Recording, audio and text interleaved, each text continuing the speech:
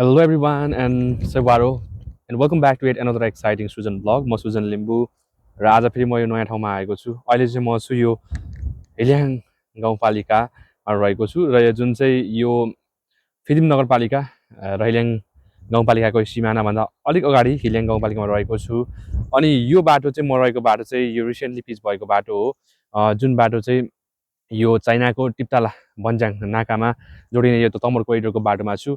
अनि यो भाग चाहिँ रिसेन्टली पिच भइसकेको रहेछ। पिच पनि अति बवाल भएको रहेछ। अनि आज चाहिँ म यो माइचारको नजिकै यो पारी माझी गाउँमा आएको छु। सो म तपाईँहरूलाई यो माझी गाउँ एन्ड यो हेमाखोला अनि यो माइचार अनि यो क्षेत्रको चाहिँ ब्युटिफुल भ्यूहरू तपाईँलाई देखाउने छु। So keep watching, let's go. So यो मुनि चाहिँ हेमाखोला हो एन्ड त्यसमा यो ठुलो तल बगिरहेको यो चाहिँ तमर नदी हो। यो तेह्रथुम जाने पुल हामी त्यहाँ देख्न सक्छौँ। भने यो चाहिँ यो माझीचार हो, एकदम ब्युटिफुल ठाउँ। फिरिमबाट 10 किलोमिटरमा हामी यहाँ पुग्न सक्छौँ दक्षिणतर्फ। अनि यो चाहिँ यो होलिडे टाइममा चाहिँ एकदमै टाइमली रिफ्रेसमेन्टको लागि हामी आउन सक्छौँ। एकदमै ब्युटिफुल भाइब्स छ। अलिकति गर्मी भए पनि मजाले हावा चल्छ। एन्ड पहिलाको बाटो चाहिँ त्यहाँ थियो, पछाडि बगाइ लाग्यो यो हेमाखोला रे। अनि मेन बोटिङहरू हुने ठाउँ चाहिँ यहाँ तल हो। सो यो ब्युटिफुल यो गाउँ यो चाहिँ माझी गाउँ हो। यहाँ करिब 20-25 घर जति यहाँ माझी दाजुभाइहरू बस्नुहुन्छ।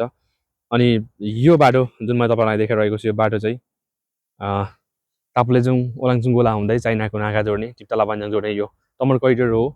मैले यो टाढाबाट मात्रै सुनेको थिएँ एन्ड आज म यहाँ यो ठ्याक्कै लोकेसनमा आइपुगेको छु। भने यो चाहिँ माथि डाँडागाउँ 12 जाने बाटो पनि हो। एन्ड दिस अल एबाउट तमर कोरिडोर। अनि यो बाटोको फिच चाहिँ एफएक्स कम्पनीले गरिरहेको छ। यसको केही भाग चाहिँ तल हाम्रो गाउँ जाने बाटोमा पनि छ। त्यहाँ चाहिँ अब आई होप अब छिट्टो जाने गर्छ होला। अनि मजाले गरेको रहेछ काम चाहिँ। करिब यहाँनिर 30 मिटर जति चाहिँ यो शाखा बाटोमा पनि पिच गरिदिएको रहेछ। एन्ड यो माथिको गाउँ चाहिँ भारोपा डाँडा गाउँ जान्छ। सो एकदमै peaceful calming and refreshed vibes भइरहेको छ। मोनी यस्तो दामी बस्ती माझी गाउँ। Look at this guys, this is really an amazing है। हेमाखोला अहिले चाहिँ एकदम सानो छ, हिउँदोमा सानो हुन्छ तर बर्खामा चाहिँ यस्तो ठुलो डिस्ट्रक्टिभ यस्तो ठुलो विनाशहरू कसैले पनि सोचेको थिएन यति ठुलो आएको थियो। सो हाइड्रोले गर्दाखेरि अहिले रिसेन्ट चाहिँ हेमाखोला पनि एकदमै सानो छ। अनि यो सबै चाहिँ माझी बस्ती। सो तपाईँहरूको कोही यहाँ आउनुभएको छ कृपया कमेन्टमा मेन्सन गर्नु होला। एन्ड मेरो ब्लग हेरिदिनु भएकोमा thank you so much.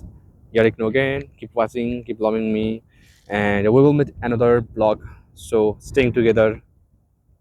Sevaro.